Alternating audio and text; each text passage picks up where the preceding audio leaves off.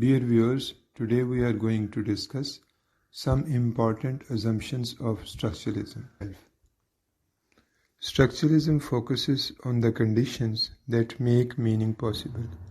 It tries to map the structures that are the actual carriers of meaning and the various relations between the elements within those structures. Structuralism owes its origin to the thinking of Swiss linguist, semiotician, and philosopher Ferdinand de Saussure. Ferdinand de Saussure revolutionized the study of language in the early 20th century.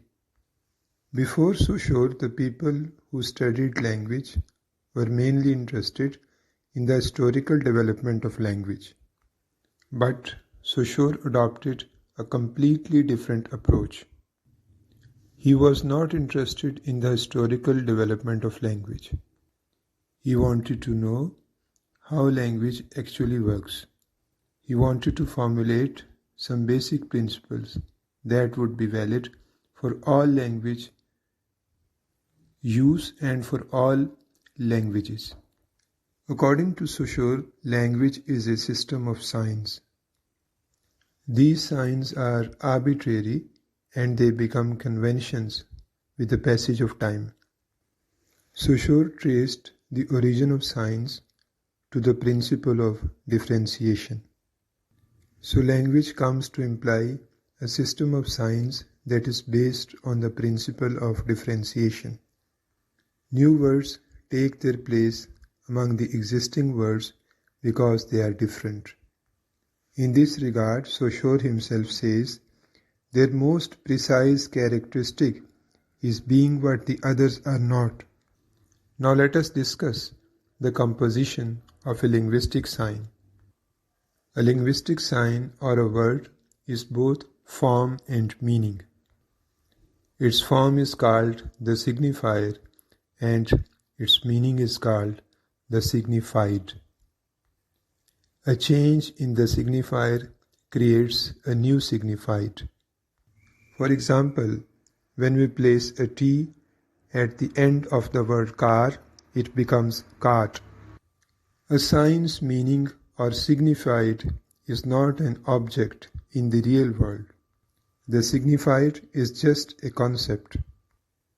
All words refer to concepts, whether they are concrete nouns or abstract. These concepts or signifiers have concrete referents. So referent is the actual object which exists and to which a signified refers. The signifiers are arbitrary in their relationship to the real world. Secondly, they are the product of difference. Without difference, there would be no language and meaning at all. So, meaning is impossible without the whole system of differences or the structure within which differences operate. At a more fundamental level, meaning is produced by a structure or the relations between the signs that make up a system. Our reality is constituted by our language.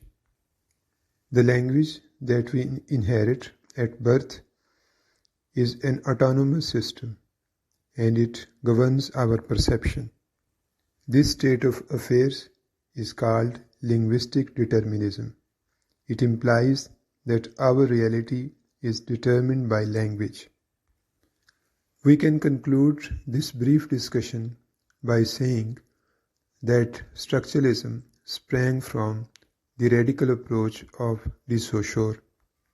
It asserts that language is a system of signs governed by differentiation. It is the interrelationship of signs that is at the root of all systems, as it is at the root of language. Thank you very much.